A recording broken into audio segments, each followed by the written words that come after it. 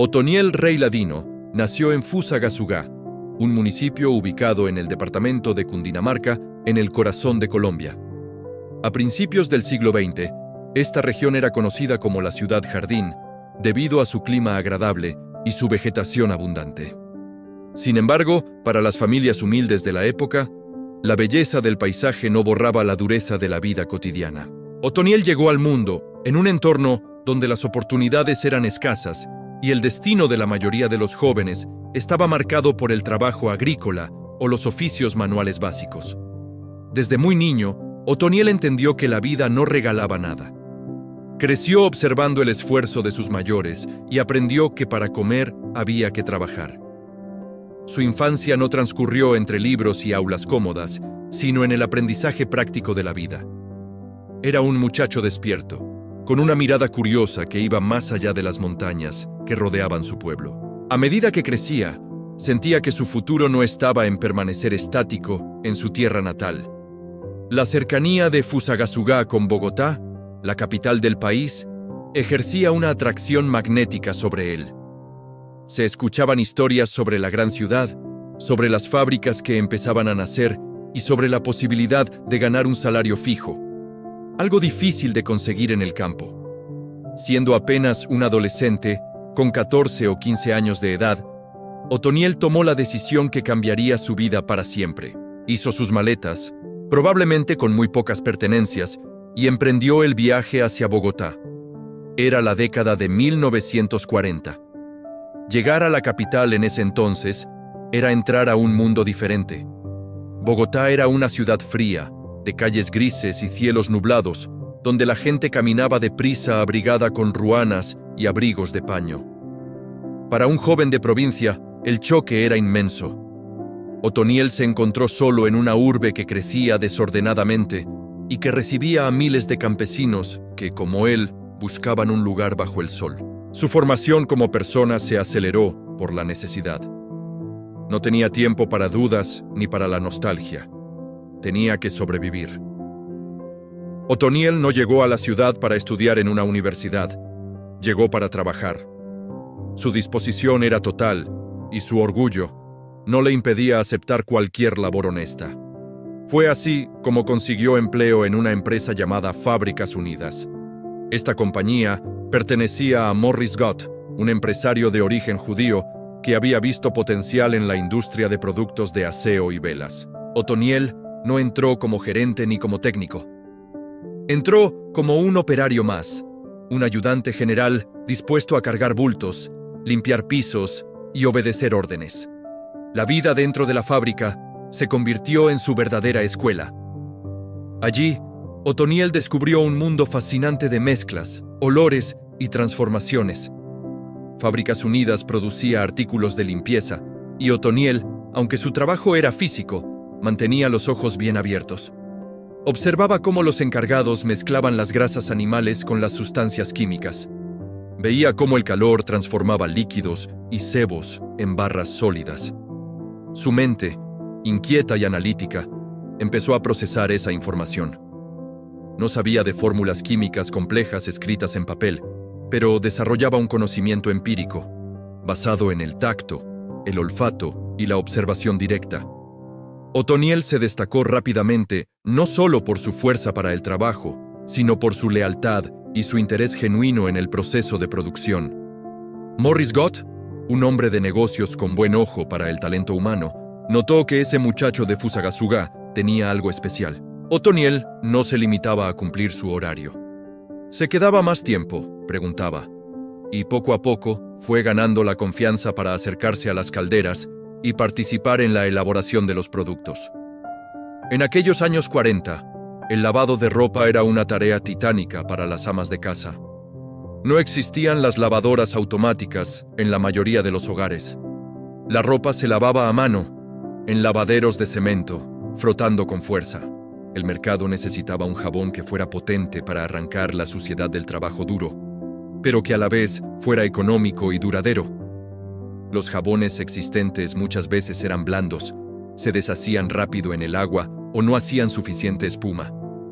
Otoniel, con la autorización y los recursos de la fábrica de Good, comenzó a experimentar. se convirtió en un alquimista empírico. Pasaba horas probando diferentes proporciones de sebo, de resina y de sosa cáustica. Buscaba el punto exacto de cocción. Entendió que el secreto estaba en la consistencia. Si el jabón quedaba muy duro, no servía. Si quedaba muy blando, se desperdiciaba. Fueron muchas las pruebas fallidas, mezclas que tuvieron que desecharse, lo que representaba pérdidas de algunos dólares, una suma que en esa época dolía. Pero Otoniel era tenaz, no se rendía ante el fracaso. Cada error le enseñaba qué no debía hacer. Finalmente, Otoniel dio con una fórmula que parecía perfecta. Logró una pasta consistente, que hacía buena espuma y que limpiaba con eficacia. Pero le faltaba un toque distintivo. En una decisión que marcaría la identidad del producto, se incorporó un colorante azul intenso a la mezcla. El azul no era solo un color, era una promesa de blancura.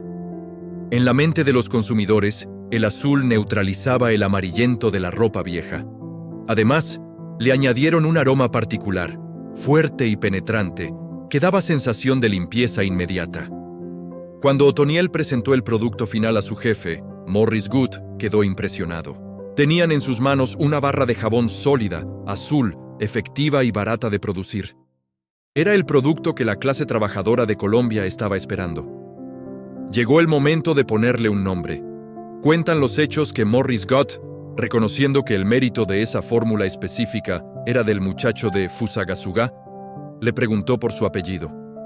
Otoniel respondió con sencillez: Rey. A Good le sonó perfecto. Rey. Era un nombre corto, fácil de recordar, de solo 3 letras. Sonaba poderoso y noble. Jabón Rey. Así, el apellido de un joven operario humilde se convirtió en la marca del producto estrella de la compañía. No hubo grandes estudios de mercado ni agencias de publicidad cobrando miles de dólares. Fue una decisión nacida del reconocimiento al trabajo y del instinto empresarial. La producción comenzó en serio.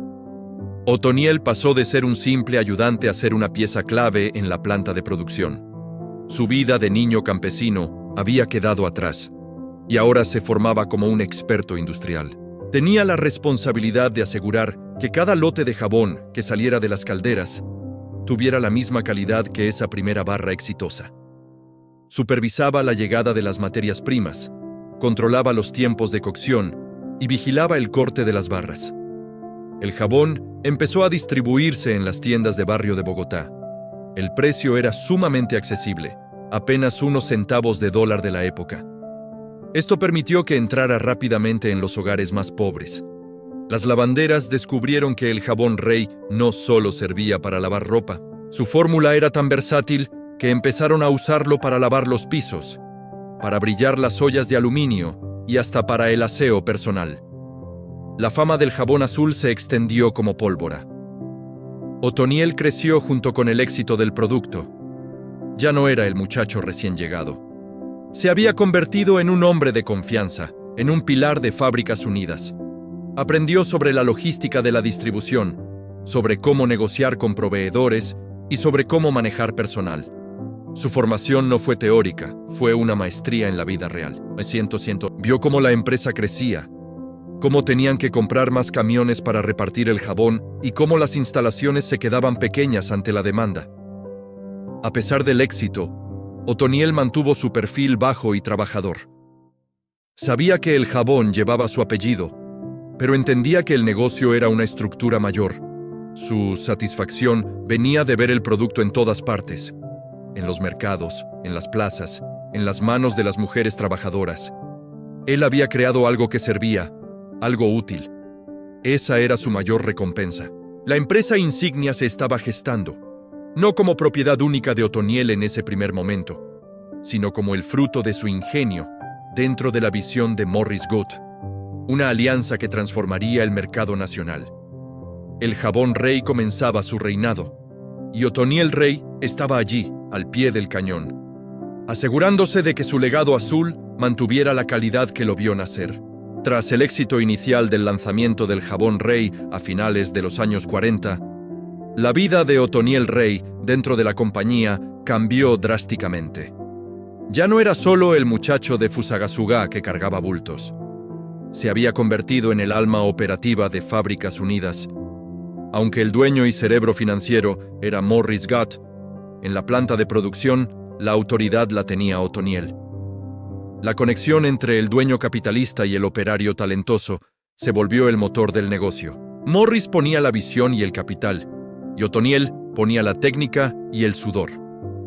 Esta alianza tácita permitió que la empresa enfrentara la década de 1950, un periodo que trajo una explosión demográfica en Bogotá sin precedentes. La violencia política en los campos colombianos durante esa época forzó a miles de familias a huir hacia la capital. Estas personas llegaban con lo opuesto, buscando refugio en los barrios periféricos que nacían de la noche a la mañana. Para esta marea de gente humilde, cada centavo contaba. Otoniel entendió perfectamente esta realidad porque él mismo había sido un migrante años atrás. Sabía que su jabón no podía fallar. La demanda creció de manera brutal. Las pequeñas calderas donde Otoniel había hecho sus primeros experimentos se quedaron inútiles ante la necesidad de producir toneladas diarias. La fábrica tuvo que trabajar a marchas forzadas, con turnos que cubrían las 24 horas del día. Otoniel vivía prácticamente en la planta. Su obsesión era mantener la fórmula intacta a pesar del aumento en el volumen. El riesgo de industrializar el proceso era que el producto perdiera esa calidad artesanal que gustaba tanto. Él se paseaba entre los vapores químicos, vigilando que los nuevos operarios no diluyeran la mezcla para sacar más barras. Les enseñaba a identificar el punto exacto de la saponificación solo con la mirada, sin necesidad de relojes. En esos años, Otoniel forjó su carácter de líder. No era un jefe de escritorio, era un líder de overol manchado. Los trabajadores lo respetaban porque sabían que él podía hacer el trabajo de cualquiera de ellos mejor y más rápido. El crecimiento fue tal que la estructura de Fábricas Unidas empezó a quedarse pequeña. Era necesario dar un salto mayor.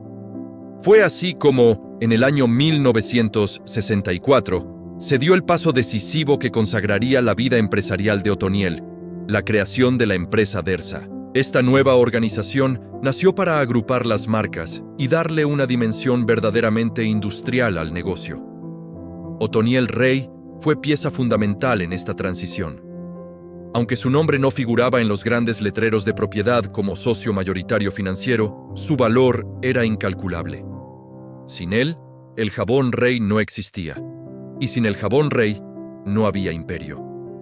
Con la fundación de Dersa, la producción se trasladó a instalaciones más modernas y grandes. Otoniel, que para esa fecha ya era un hombre con mayor experiencia y madurez, tuvo que enfrentarse a la llegada de nueva maquinaria importada. Eran equipos gigantescos de metal que prometían hacer el trabajo de 10 hombres. Lejos de asustarse, Otoniel se dedicó a entender esas máquinas.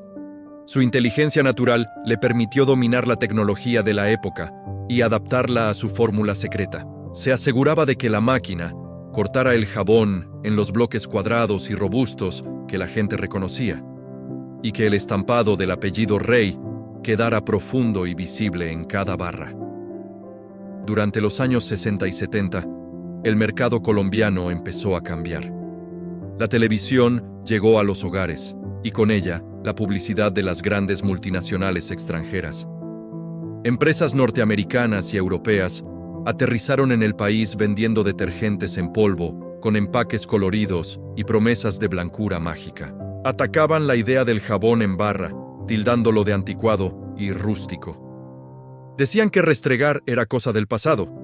Para muchos analistas de la época, el fin del jabón Rey estaba cerca. No podían imaginar que un producto tan básico pudiera competir contra los gigantes globales y sus millones de dólares en comerciales. Sin embargo, Otoniel tenía una ventaja que los extranjeros no comprendían. Él conocía la cultura del lavado en Colombia. Sabía que, para la mujer colombiana de la época, el acto de lavar implicaba fuerza y contacto directo con la prenda. El detergente en polvo se disolvía y se acababa rápido. La barra de Rey era una herramienta de batalla.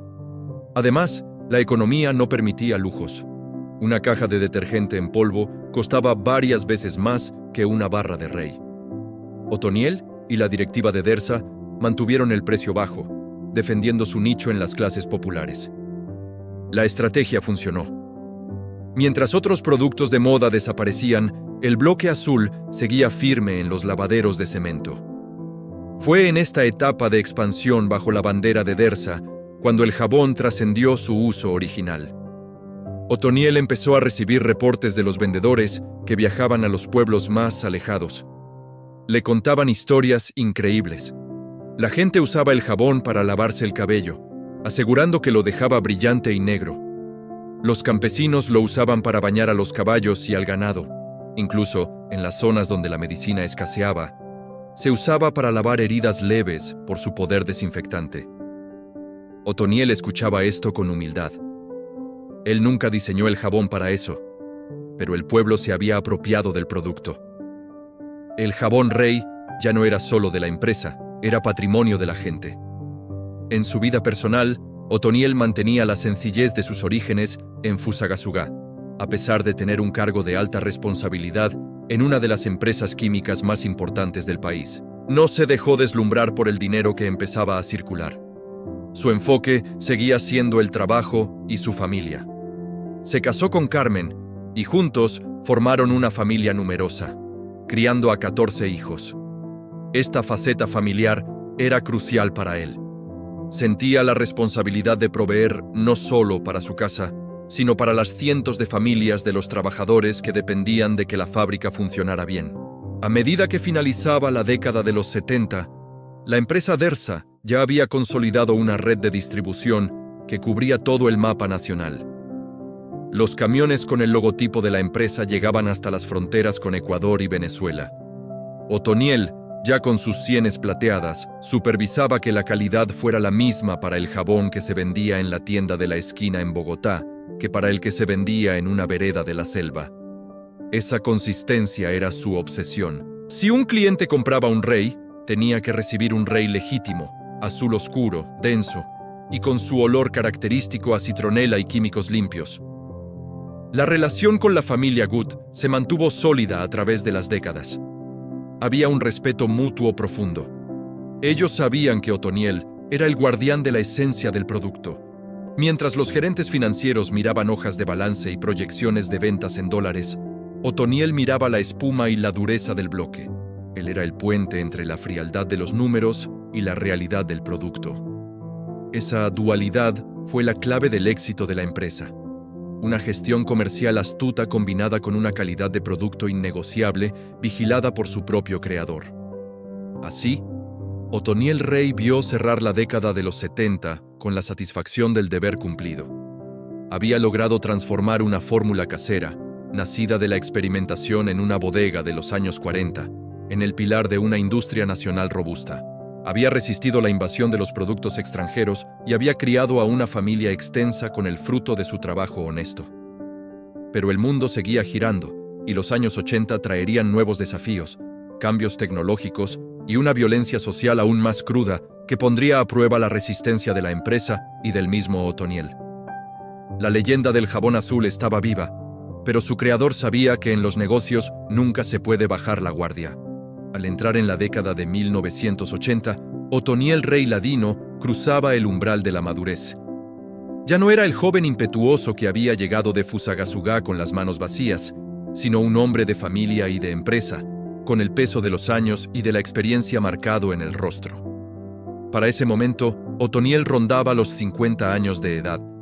Su vida se había dividido entre el ruido incesante de la fábrica y el calor de un hogar que había crecido de manera extraordinaria. Junto a su esposa Carmen, había conformado una familia inmensa de 14 hijos. Esta realidad personal definía su carácter. Otoniel no trabajaba para acumular riquezas vanas, trabajaba porque tenía 14 bocas que alimentar y 14 futuros que asegurar. Esa responsabilidad era el combustible que lo hacía levantarse cada madrugada, sin falta, para dirigirse a las instalaciones de Dersa. La rutina de Otoniel en la planta era sagrada. A pesar de que la empresa ya era una potencia industrial que facturaba millones de dólares y tenía departamentos enteros dedicados a la administración y ventas, Otoniel seguía fiel al piso de producción. Se movía entre los tanques y las correas transportadoras como un guardián silencioso. Los nuevos empleados, jóvenes que apenas empezaban su vida laboral, lo miraban con respeto reverencial. Sabían que ese señor de pocas palabras era el creador de la fórmula que mantenía a flote toda la operación. Otoniel no necesitaba gritar para imponer autoridad.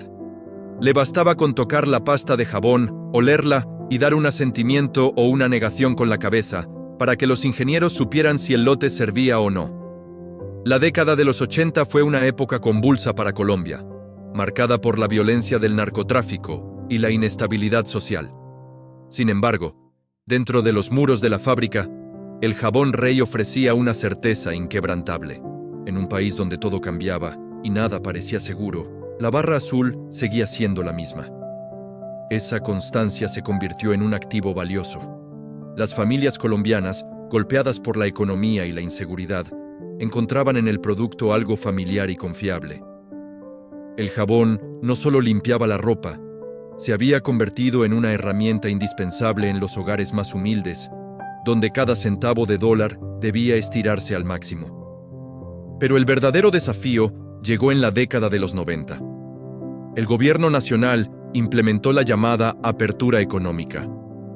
De repente, las fronteras comerciales se abrieron de par en par y el mercado colombiano se inundó de productos extranjeros. Llegaron jabones y detergentes de Estados Unidos, de Europa y de Asia.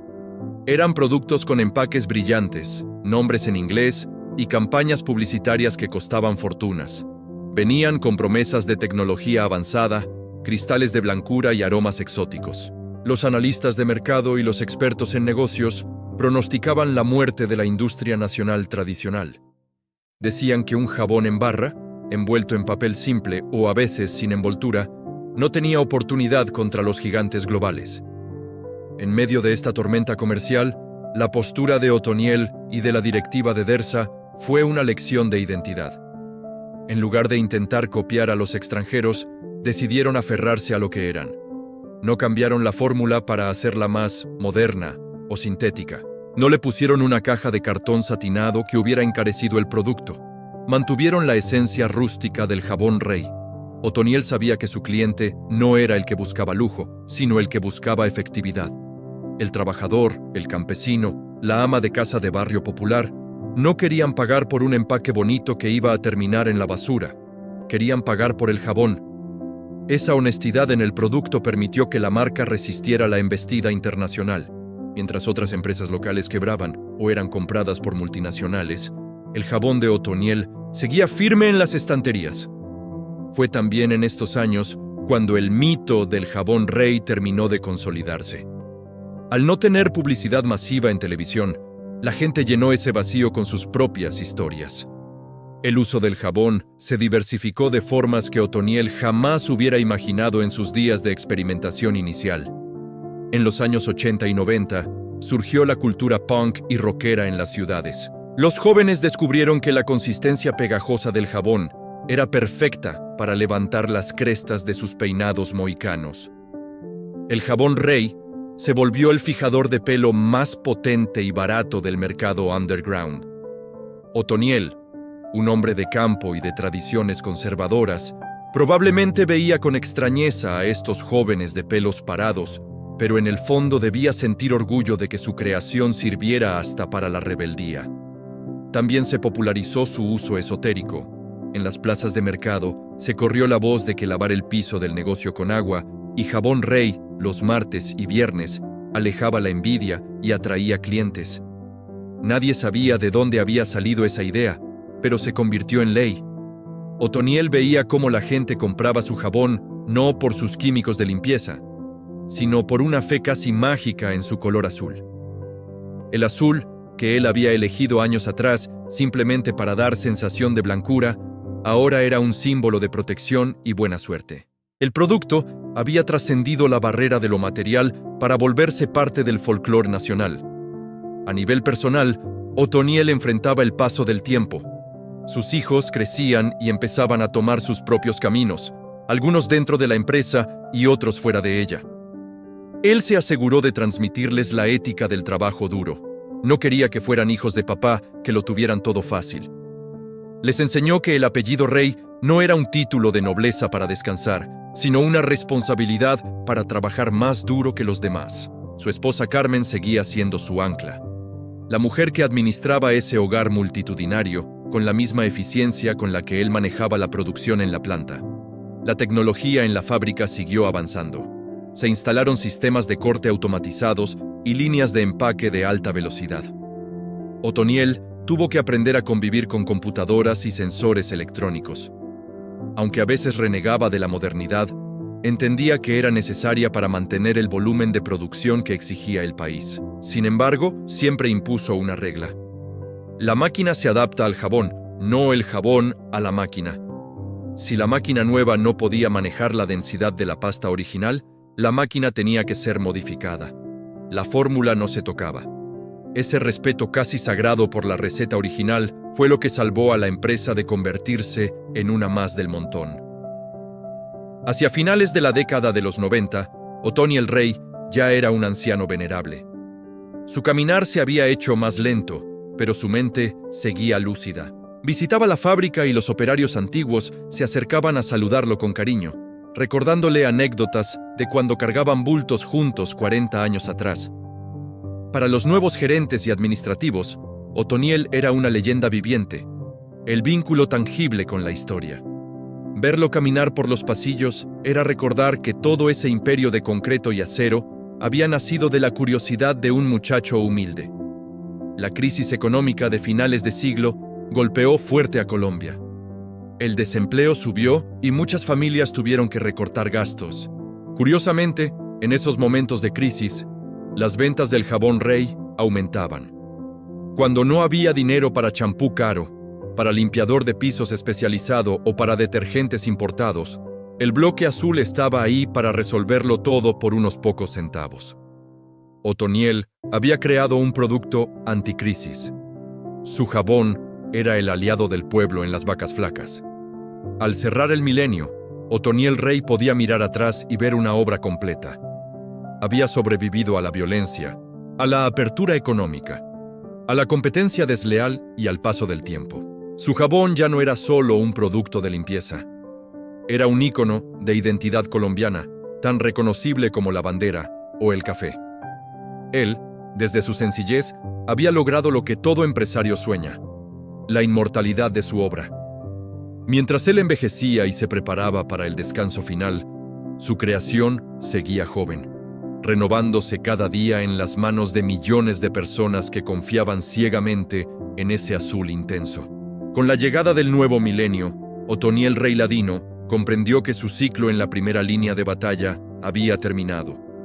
El cuerpo le pedía descanso después de décadas de madrugadas frías y jornadas extenuantes entre calderas. Decidió dar un paso al costado y retirarse de la operación diaria de la fábrica, confiando el legado a las nuevas generaciones y a la estructura directiva de la empresa Dersa. Aunque ya no caminaba por los pasillos inspeccionando las mezclas, su filosofía de no alterar la calidad ni subir los precios injustamente siguió siendo la ley suprema de la compañía. Durante su retiro, Otoniel fue testigo de un fenómeno que jamás imaginó. Su jabón, creado para las manos rudas de las lavanderas, se convirtió en un ícono de la cultura popular colombiana. Los artistas empezaron a usar el bloque azul en sus obras, los diseñadores lo estamparon en camisetas, y los jóvenes de las tribus urbanas lo adoptaron para peinar sus crestas. El producto trascendió su utilidad básica. En la era del Internet, la fama del jabón Rey se multiplicó y la gente compartía en redes sociales los cientos de usos alternativos del producto, desde brillar el suelo hasta bañar mascotas, validando la versatilidad que Otoniel siempre defendió. La empresa continuó modernizándose. La planta se volvió un complejo de alta tecnología y, curiosamente, se descubrió que la vieja fórmula de Otoniel tenía una ventaja moderna. Era altamente biodegradable.